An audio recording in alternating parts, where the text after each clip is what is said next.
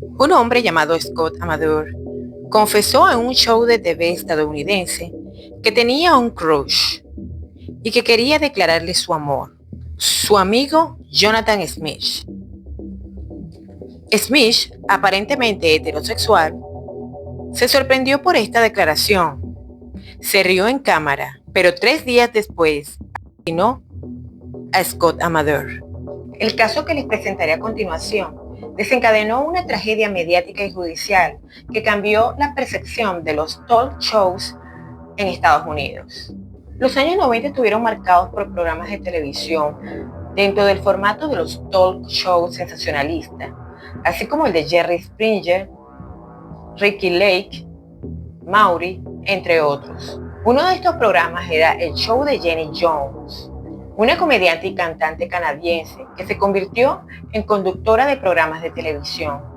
Bienvenidos a mi canal, mi nombre es Carolina. Te invito a que te suscribas y actives la campanita para que no te pierdas ningún video. Y te pido que me acompañes hasta el final para que no te pierdas todos los detalles de este caso.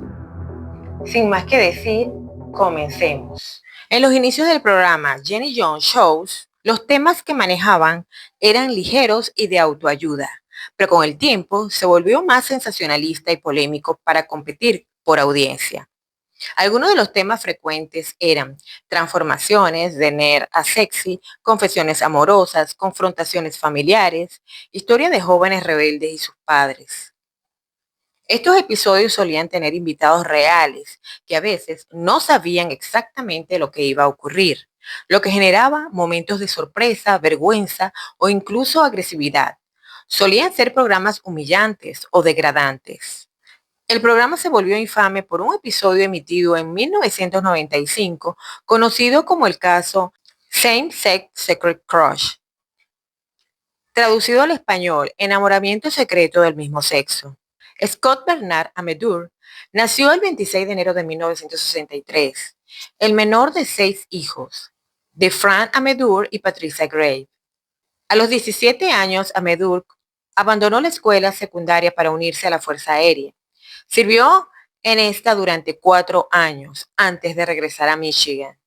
Scott siempre fue abierto con respecto a sus gustos hacia los hombres. Se lo dejó muy claro a su familia cuando prestó sus servicios en el ejército.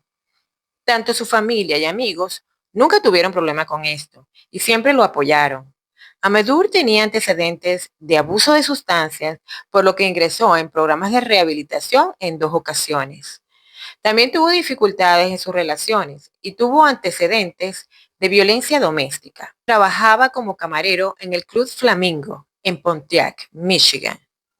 Según su vecina Gail Clinton, Amedur era un adicto a los programas de entrevista o a los talk shows que eran muy populares en esa época.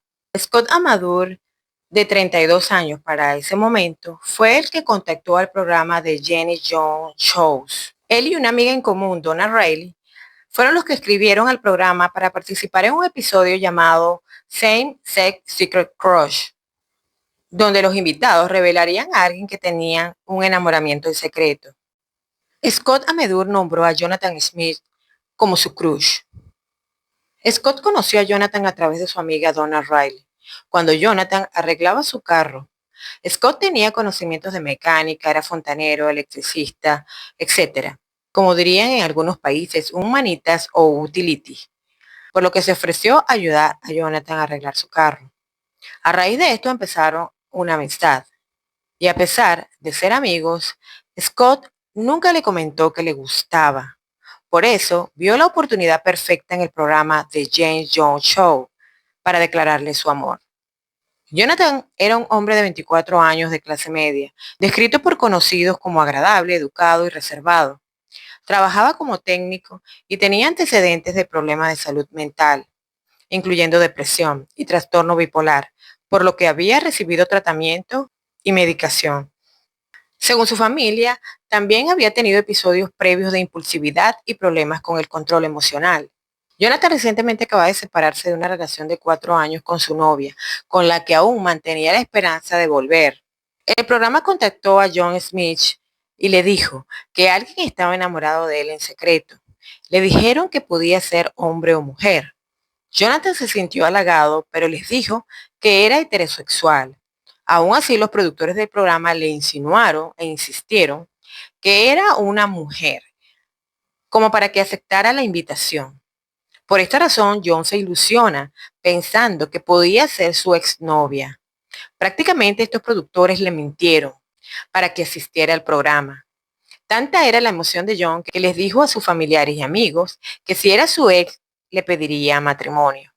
El día de la grabación del programa, Jonathan tenía la ilusión de que a partir de ese momento su vida cambiaría, lo que no estaba lejos de ser cierto.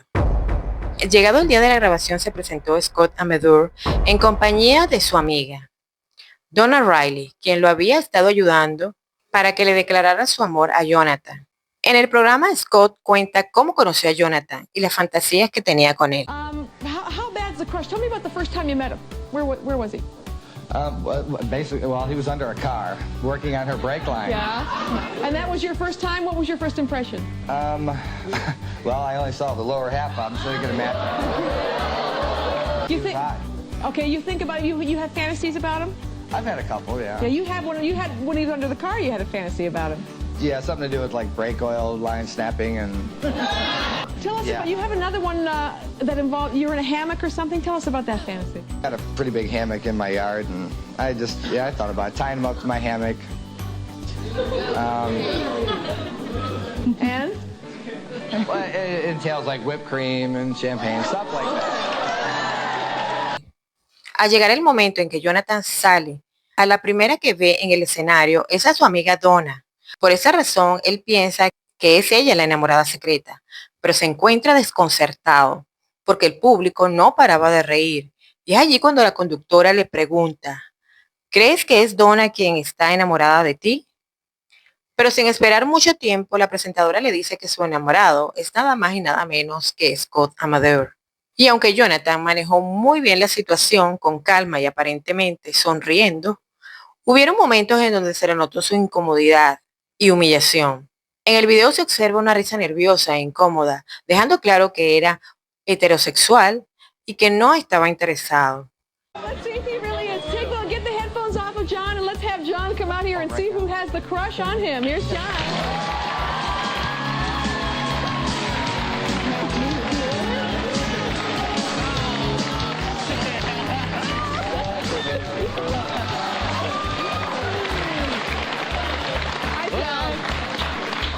Did you think Donna had the crush on you?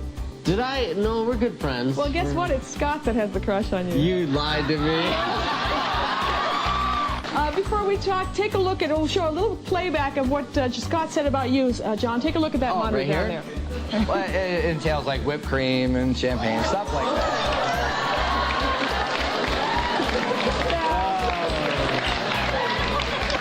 Pero para bajar la tensión le dio un abrazo a Scott en el programa, el cual terminó sin inconvenientes, aparentemente. Luego de finalizar el programa, los tres se fueron a tomar y a conversar. Y luego fueron al aeropuerto y tomaron el vuelo de regreso a Michigan. Cuando aterrizaron, que fueron al estacionamiento donde estaba el carro de Jonathan, se encontraron que este tenía una luz de advertencia o intermitente rota. Y hacían bromas con respecto al carro de John, ya que este era muy viejo. Scott se quedó con ese faro y dijo que solo era cuestión de arreglarlo. De allí se fueron a casa de Donna y continuaron bebiendo y hablando. Después del programa, Jonathan empieza a recibir burlas de compañeros de trabajo y de familiares, incluyendo su papá, quien le hizo comentarios homofóbicos. Esto causó una gran ira y vergüenza en John, ya que él no quería que sus amigos, sus familiares pensaran que él era gay.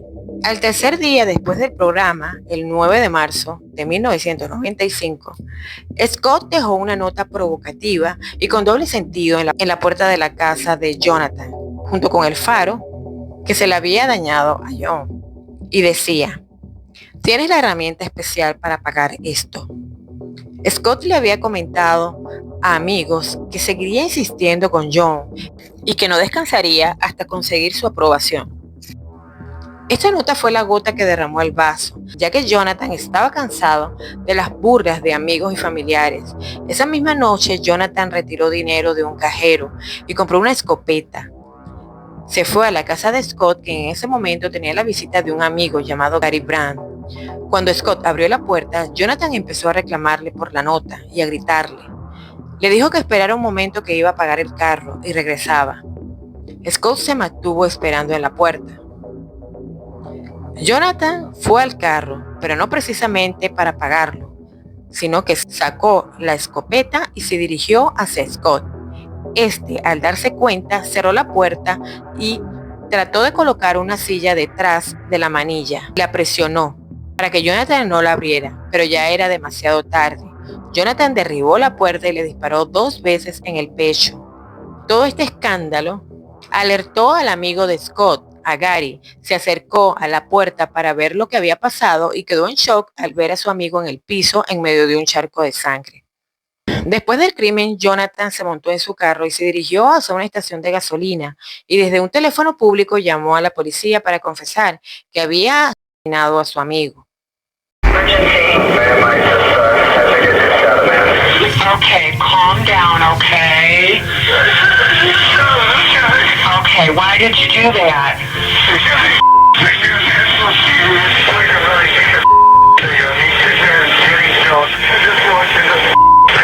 Esa misma noche fue a la policía y se entregó. Jonathan asumió la responsabilidad del crimen. Ahora todo quedaba en manos de sus abogados para intentar conseguir la pena más corta posible. En 1996, en las audiencias, alegaron que el formato del programa era escandaloso e inmoral y que Jonathan había sido invitado para ser manipulado y que fue utilizado, atormentado e intimidado. Los abogados manifestaron que Jonathan no tenía antecedentes delictivos.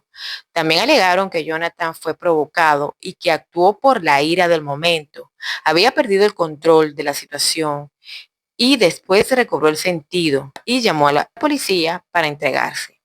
En el juicio, el psiquiatra de Jonathan declaró que había tenido una infancia abusiva por parte de su padre, lo que había provocado un trastorno afectivo con episodios recurrentes de depresión.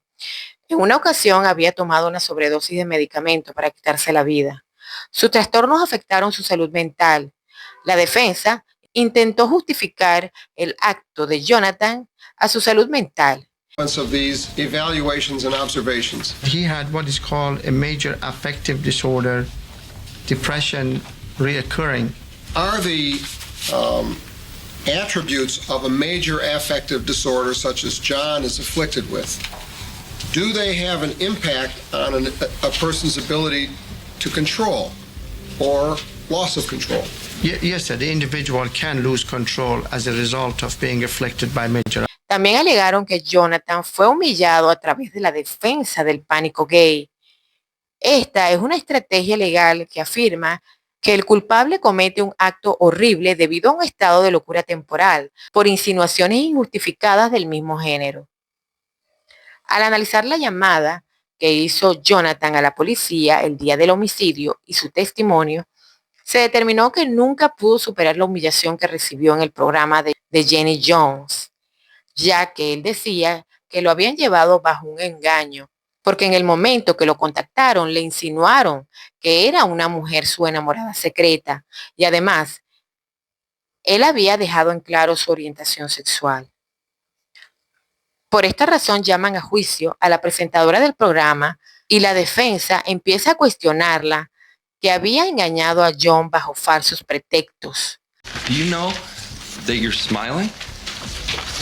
I believe I'm smiling, yes. So are you. You're not nervous though, are you? I'm not comfortable. Right, and you smile when you're not comfortable, don't you? Sometimes. That's what Jonathan Schmitz did, isn't it? Not necessarily. How do you know? Since you smile when you're nervous, do you believe that you have the ability to look into Jonathan Schmitz's mind and know that when he's smiling, when he comes on your show, he's not nervous? I assume that all of our guests are nervous. Excuse me. Answer my question. I didn't ask you whether you assumed all your guests were nervous or not. I'm saying, do you have the ability to look into Jonathan Schmitz's mind? Listen to my question, please, and answer the question that I'm asking, not the one you want to answer, okay? Do you believe you have the ability to look into Jonathan Schmitz's mind and tell whether or not he's nervous? Yes or no? No, I can't. Do you have the ability to look into Jonathan Schmidt's mind and see whether or not he is embarrassed? Yes or no? No. Do you have the ability to look into Jonathan Schmidt's mind and see whether or not he was humiliated? I don't think he was humiliated. Excuse me, did I ask you whether you thought La defensa convenció parcialmente al jurado de que el show también era culpable. El juez declaró a Jonathan culpable de asesinato en segundo grado en 1996 y fue sentenciado de 25 a 50 años en prisión, y aunque su condena fue apelada, nunca procedió. There is no question that this is second-degree murder. Ladies and gentlemen of the jury, at the end of the trial, I will ask you for justice. The facts and circumstances are going to show you that this killing was as a result of provocation. Jonathan Schmidt salió en libertad el 22 de agosto del 2017. Cabe destacar que después del juicio el show de Jenny Jones fue decayendo, y en 1999 la familia de Scott Amador junto con su abogado demandaron a la producción del programa por sus tácticas de emboscada a Jonathan que habían provocado la muerte de Scott, ya que según ellos lo presionaron para confesar sus sentimientos sin darse cuenta que ponían en riesgo a los implicados. En mayo de ese mismo año, el jurado otorgó a los familiares una indemnización y los investigadores concluyeron que el show de Jane Jones había actuado con alevosía y ventaja porque el tema había sido creado intencionalmente para generar rating y ganancias sin pensar en las consecuencias. El jurado declaró al programa de Jane Jones culpable de negligencia y otorgó a la familia de Amador la cantidad de $29 millones en compensación. Pero en el 2002 el programa presentó una apelación y se anuló el veredicto. A raíz de todo esto, el programa de Jenny Jones bajó los índices de audiencia drásticamente y en el año 2003 fue cancelado. Este suceso desencadenó una tragedia mediática y judicial que cambió la percepción de los talk shows en Estados Unidos. Este caso demuestra cómo la falta de empatía y exposición pública puede traer consecuencias devastadoras. Lo que comenzó como un juego televisivo para entretener a una audiencia terminó en tragedia por no considerar las emociones, los prejuicios y la vulnerabilidad de las personas involucradas. Además de esto, el morbo y la manipulación nunca deben ser herramientas de entretenimiento. Pero ¿qué piensas sobre este caso? Déjame tu opinión en los comentarios. Además te invito a que me sigas en mis redes sociales y por aquí te estaré dejando 2 casos recomendados.